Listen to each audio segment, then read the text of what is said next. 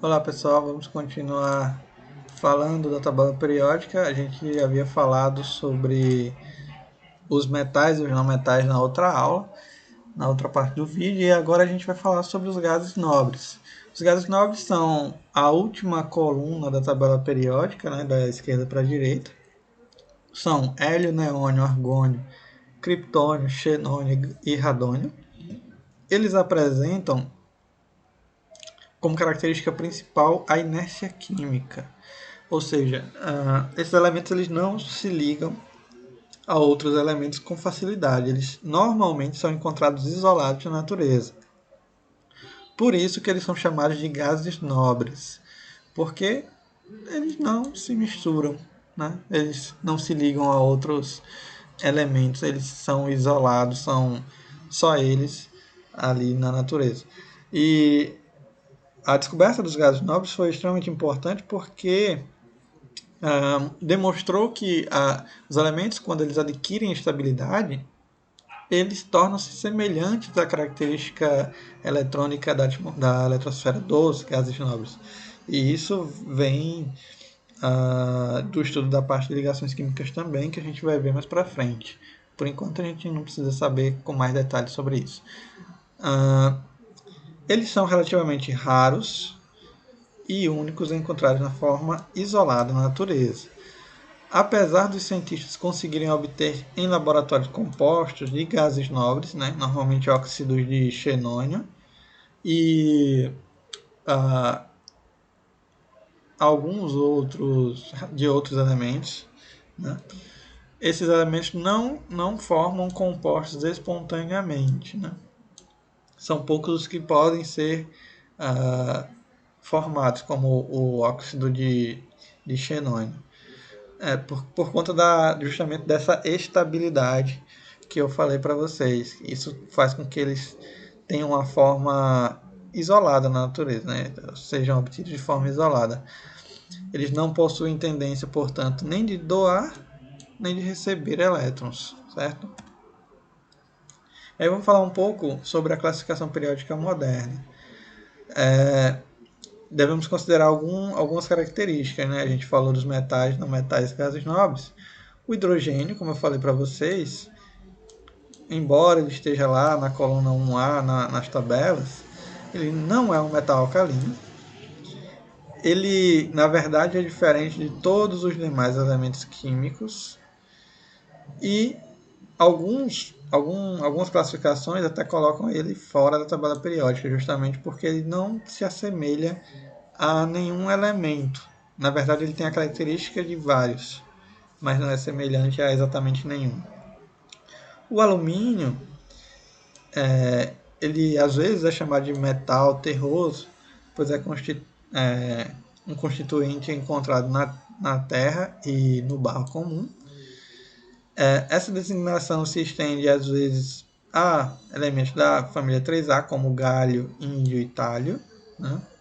São algumas informações que a gente tem sobre a tabela. Tá?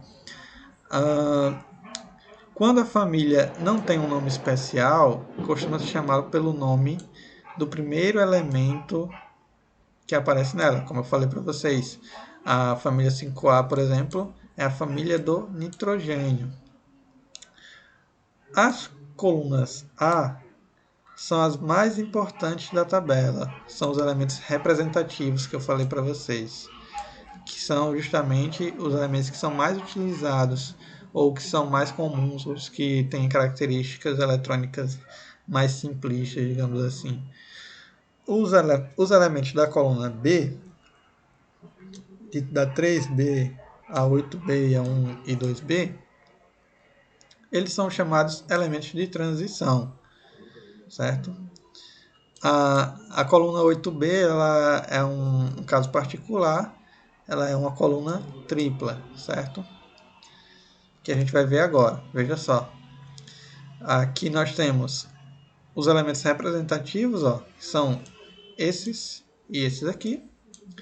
Nós temos aqui os elementos de transição, aqui. Notem que a coluna B representa esses três, certo?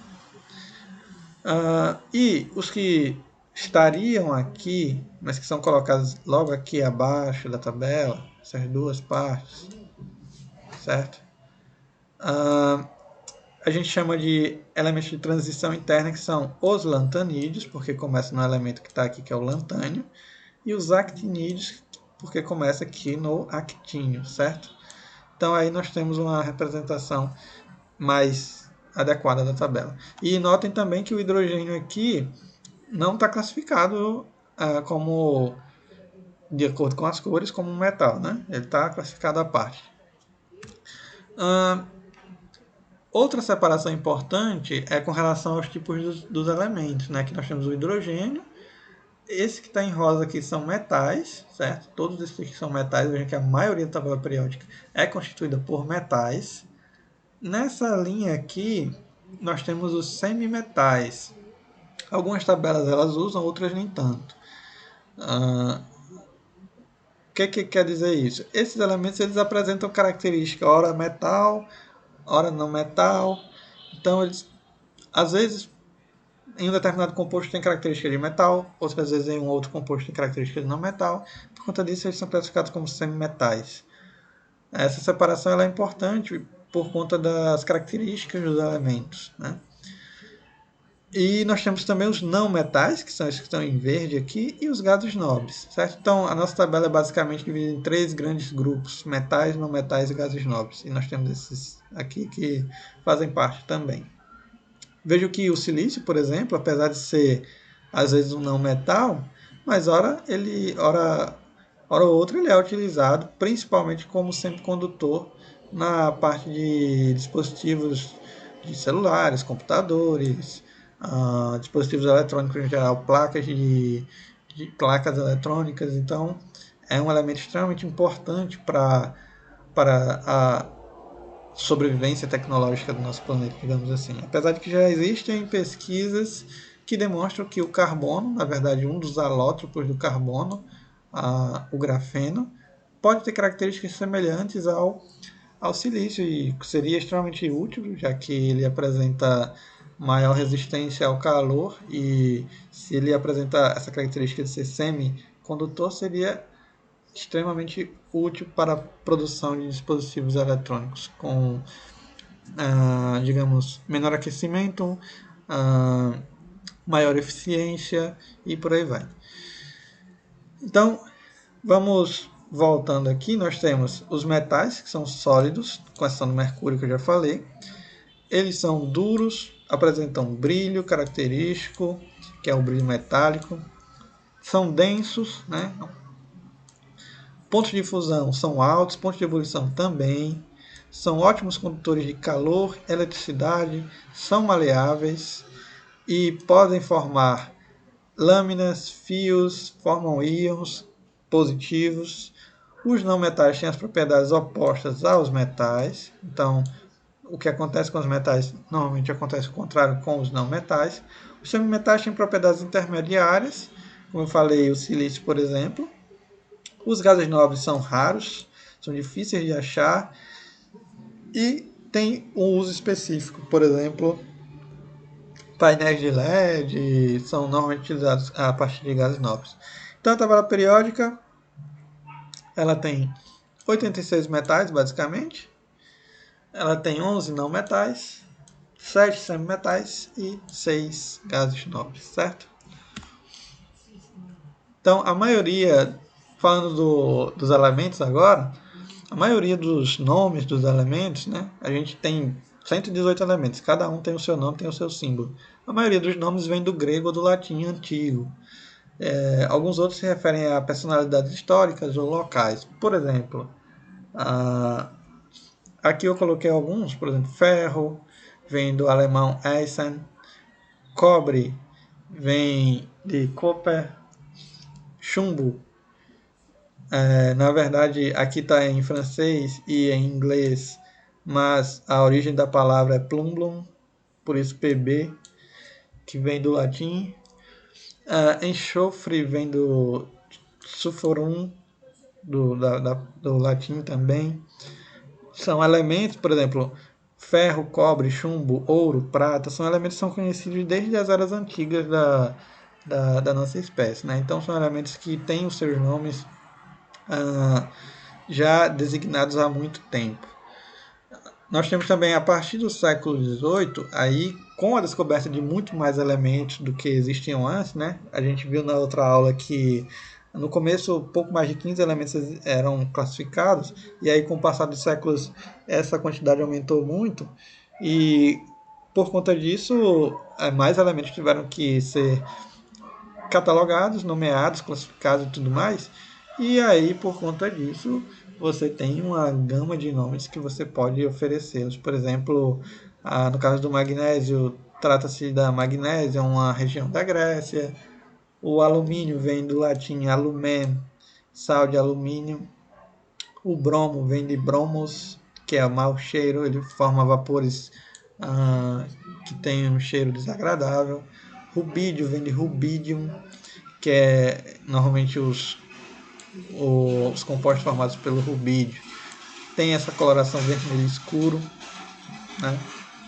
Hélio vem de hélios, que é sol, que é um dos elementos mais antigos. Né? Trata-se do deus do sol da Grécia Antiga. Né? Polônio é alusão a Polônia, né? Que é a terra natal de Marie Curie, em homenagem a ela. Tem também o elemento cúrio, que é mais novo, foi sintetizado, que é também em homenagem às suas contribuições. Já no século XX, a gente começou a produção de elementos artificiais, que são os elementos transurânicos. Eles foram dados inicialmente nomes de planetas, por exemplo, Netúnio, Plutônio, Urânio, que é utilizado em usinas nucleares e na aplicação bélica para a produção de bombas atômicas. Também foram dados elementos a nome de continentes, de locais, de universidades, por exemplo, o Américio, em homenagem ao continente americano, o Califórnio, na Califórnia, o Berkeley, na Universidade de Berkeley. Cientistas como Marie Curie, né, o Curio, Einstein em homenagem a Einstein, Fermi em homenagem a Fermi, Mendeleev em homenagem ao criador da tabela, Nobel em homenagem a Alfred Nobel, Laurêncio também. Então, muitos elementos foram descritos dessa forma. Né? Alguns outros nomes, né, foram...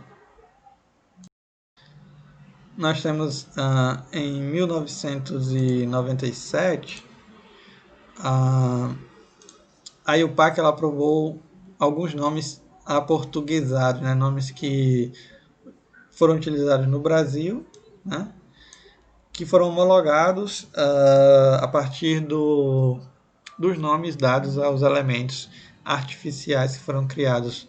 Por exemplo, o 104, Rutherfórdio, em homenagem a Rutherford. O 105, o Dubnio, em homenagem a Dubna, na Rússia.